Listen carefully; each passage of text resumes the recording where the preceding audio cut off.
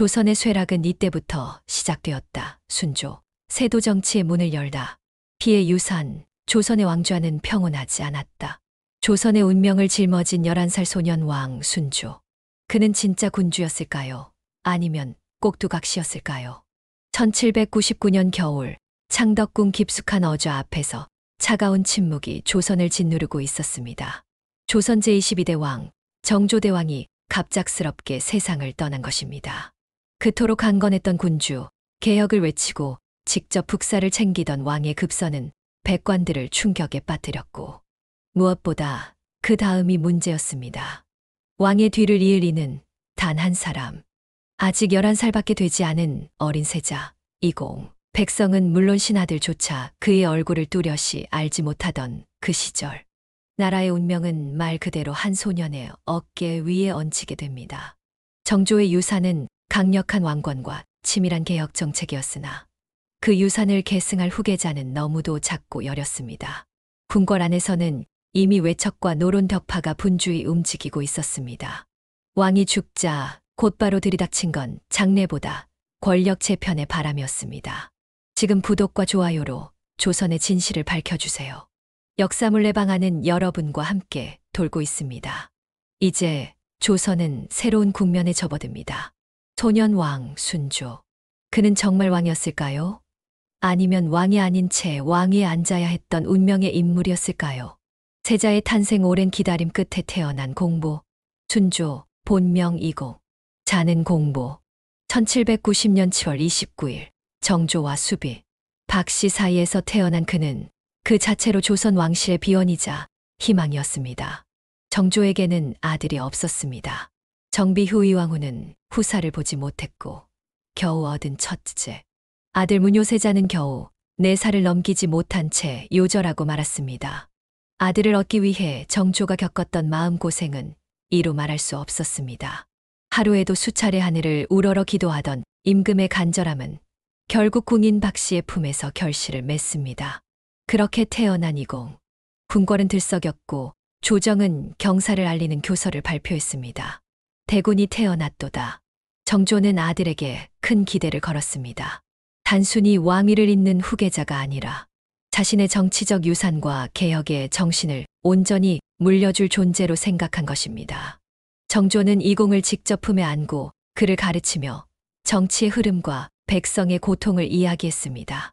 너무 어린 나이였지만 정조는 자신에게 남은 시간이 많지 않다는 것을 예감하고 있었는지도 모릅니다. 이공은 일찍부터 조신하고 조용한 아이였습니다. 신하들은 그를 지극히 효성스럽고 침착한 성품이라 평했지만 그것이 정령 성품이었는지 아니면 무거운 기대와 왕자의 책임 앞에서 감히 흔들릴 수 없었던 어린 심성의 자제였는지는 아무도 모릅니다. 그리고 그 운명은 너무도 일찍 다가왔습니다. 겨우 11세 되던 해 그가 세자로 책봉된 지 채 6개월도 안 돼요. 아버지 정조는 의문의 죽음을 맞이합니다.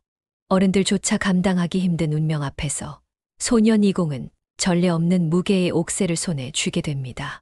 즉위와 수렴청정 어른들의 전쟁터에 던져진 아이.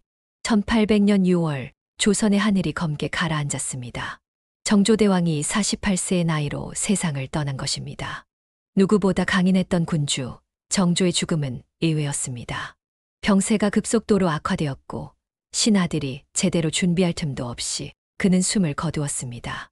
정조의 유언, 이공을 왕세자로 삼으라 는 말을 남긴 채 그로부터 불과 24일 뒤 조선은 새로운 군주를 맞이합니다. 이제 막 11세가 된 소년이 골룡포를 입고 왕좌에 앉았습니다. 그의 이름은 이공, 즉위 후 순조라 불리게 됩니다. 그러나 어린 임금의 눈에는 어좌가 아니라 낯선 어른들의 얼굴이 가득했습니다. 왕이 되었지만 진정한 권력은 그에게 없었습니다. 순조의 뒤에는 정조의 조모, 즉 영조의 계비였던 정순왕후 김씨가 수렴청정을 시작합니다. 수렴청정이란 명목이지만 실상은 정치의 실권을 거머쥔 노론 벽파의 귀환이었습니다. 정순왕후는 경주 김씨 출신으로 오랜 시간 정치 일선에서 물러나 있었지만 순조의 즉위를 계기로 다시 정치 전면에 나섰습니다.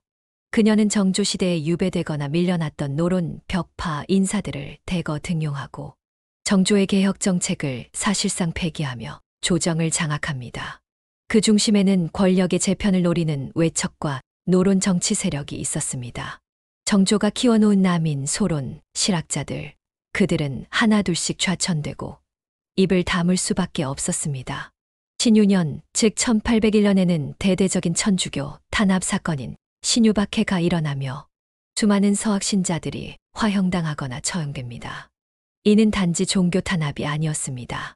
정조의 후원 아래 조정에 진입했던 남인 계열과 실학 세력들을 제거하는 정치적 숙청이었습니다.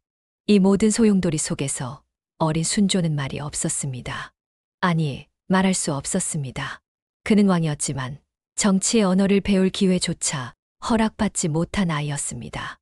친정의 시작과 세도 정치에 굳어진 왕이 되어도 왕이 아니었다. 1803년 순조가 14세가 되던 해, 정순왕후는 드디어 수렴청정을 거두었습니다. 순조의 친정이 시작된 것이지요. 어린 시절 왕좌에 앉아 침묵만 배웠던 소녀는 이제 스스로 말을 시작해야 했습니다. 그러나 정사를 잡는다는 것은 단순히 보고를 받고 명령을 내리는 일이 아니었습니다. 그가 마주한 조선은 이미 온통 기득권으로 얽히고 설킨 세도의 거미줄 속이었습니다. 그 중심에 서 있는 이는 다름 아닌 그의 장인 김조순, 안동 김씨 가문의 수장이자 순조의 왕비인 순원왕후의 친정아버지 김조순은 이미 조정을 장악하고 있었습니다. 그는 영안부 원군의 자귀를 받으며 국정을 좌우했고 자신과 일가 친척, 사위, 조카, 심지어 사돈들까지 요직에 배치했습니다. 이는 조선 정치의 새로운 형태, 즉 세도 정치의 본격적인 개막이었습니다. 왕이 친정을 시작했지만 진짜 권력은 궁 바깥에서 움직였습니다. 비변사본래는 외침에 대응하기 위해 만들어진 임시 기구가 이젠 상설화되어 사실상의 국정운영본부로 변질되어 있었습니다. 육조는 힘을 잃었고 의정부는 허울뿐인 기관으로 전락했습니다. 순조는 이를 지켜보기만 할 수는 없었습니다.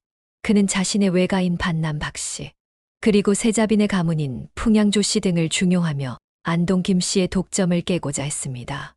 가문 간의 권력 균형을 시도한 것이지요. 그러나 현실은 냉혹했습니다. 안동 김씨는 이미 조선의 심장까지 뿌리를 내리고 있었고 박씨나 조씨는 세를 이루기엔 너무 늦은 후발주자들이었습니다. 관직은 팔리고 시험은 조작되었습니다. 관직이 곧 재산이라는 풍문이 백성들 사이에 퍼지기 시작한 것도 이때부터였습니다.